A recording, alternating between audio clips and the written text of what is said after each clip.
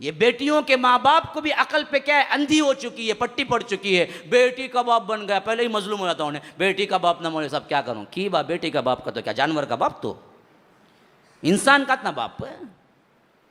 تیری غیرت کہاں چلی گئی؟ بیٹی کا باپ. اللہ جب بیٹی دیا تو اللہ بیٹی کو بیاہ کرنے کا سامان بھی دے گا. تم کون ہوتے ہو اپنے اوپر ذمہ داری لینے والے؟ بیٹیاں تو رحمت تھی. اگر بیٹا زیادہ رحمت والا ہوتا تو اللہ کے رسول کو بیٹے دیتا. اپنے محبوب کو بیٹیاں دی، بیٹا کوئی نہیں. 2 بیٹے پیدا ہوئے، وہ بھی بچپن میں انتقال ہو گیا. اللہ کے رسول کی نسل چلتی ہے اور قیامت تک رہتی ہے تو کون؟ بیٹا نہیں، بیٹی. جنت کی عورتوں کی سردار بنتی ہے تو کون؟ بیٹا، بیٹی. 4 بیٹیاں ایمان کی حالت پائی، کوئی بیٹا ایمان کی حالت نہیں پایا. کوئی بیٹا بالغ نہیں ہوا اللہ کے رسول کا. 4 بیٹیاں بالغ ہوئی، شادیاں ہوئی. اور اللہ کے رسول نے کہا کہ میری خوشبو اور میری آنکھوں کی ٹھنڈک، ایک فرمایا نماز میں ہے، ایک فرمایا بچیوں عورتوں میں ہے. اتنی محبت بھی عورتوں کو اللہ کے رسول صلی اللہ علیہ وسلم نے.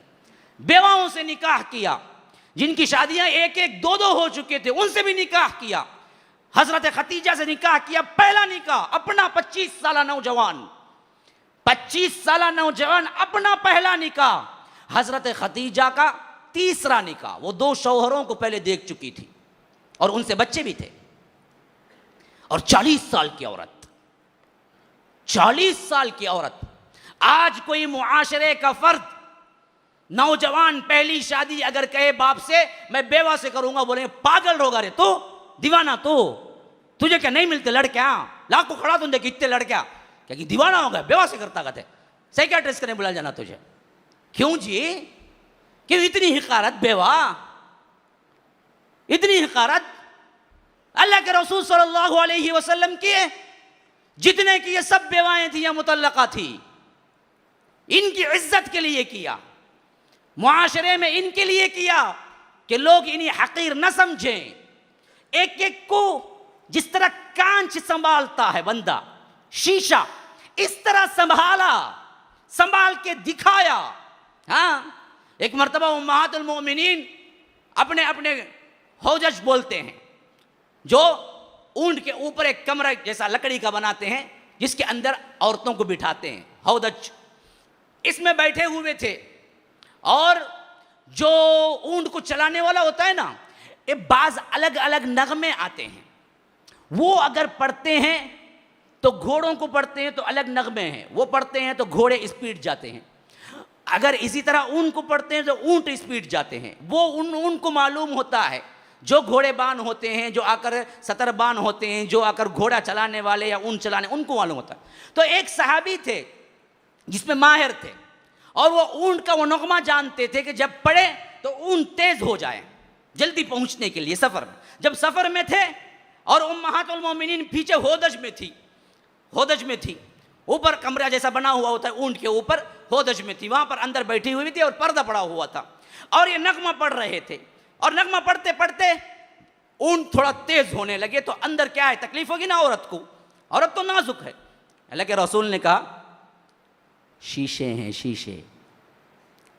اللہ کے رسول نے کہا صحابی سے تیز نہ لے جانا، شیشے ہیں اندر، آپ گینے ہیں کہیں ٹوٹ نہ جائیں. عورتوں کا خیال دیکھو. کہا صحابی سے کہ تم نہ پڑھو وہ جس سے اونٹ تیز ہو جائیں، شیشے ہیں، آپ گینے ہیں، انہیں تکلیف نہ دو. حضرت صفیہ ایک یہودی خاندان کی جب لڑائی میں آتی ہیں تو اللہ کے رسول شادی کرتے ہیں. صفیہ بنت حیی بنت اخطب. اللہ کے رسول جب وہ چڑھنے کے لیے آتے ہیں، شاہی خاندان کے ہوتے ہیں، یہود میں بڑے قبیلے کے ہوتے ہیں. بتایا جاتا ہے حضرت ہارون علیہ السلام کے خاندان سے تھی. تو اللہ کے رسول جب اپنی بیوی بناتے ہیں، مسلمان ہو چکی ہوتی ہیں، تو اللہ کے رسول جب انہیں چڑھنے کے لیے، اوپر چڑھنے کے لیے مشکل ہوتی ہے، میں نے جو بتایا تھا رکاب پہ پاؤں رکھ کے چڑھنا، تو اللہ کے رسول کہتے ہیں کہ اچھا تمہیں تکلیف ہو رہی ہے، پورے مجمع کے سامنے اور اللہ کا رسول خود بینچ بنتا ہے، ایسے اپنے پاؤں کو یوں لا کے کھڑا کرتے ہیں، کہتے ہیں کہ یہاں پاؤں رکھ کے اس پہ رکھو، یہاں پاؤں رکھ کے ران کے اوپر پاؤں رکھ کے اپنا، پھر اس کے بعد رکاب پہ رکھو، پھر اس کے بعد چڑھو، پورے مجمع کے سامنے۔ اما عائشہ کہتی ہیں کہ اللہ کے رسول صلی اللہ علیہ وسلم ایک مرتبہ میرے گھر آئے تھے، سودا یا صفیہ، انہوں نے کوئی شربت یا کوئی ملیدہ تھا بھیج دیا۔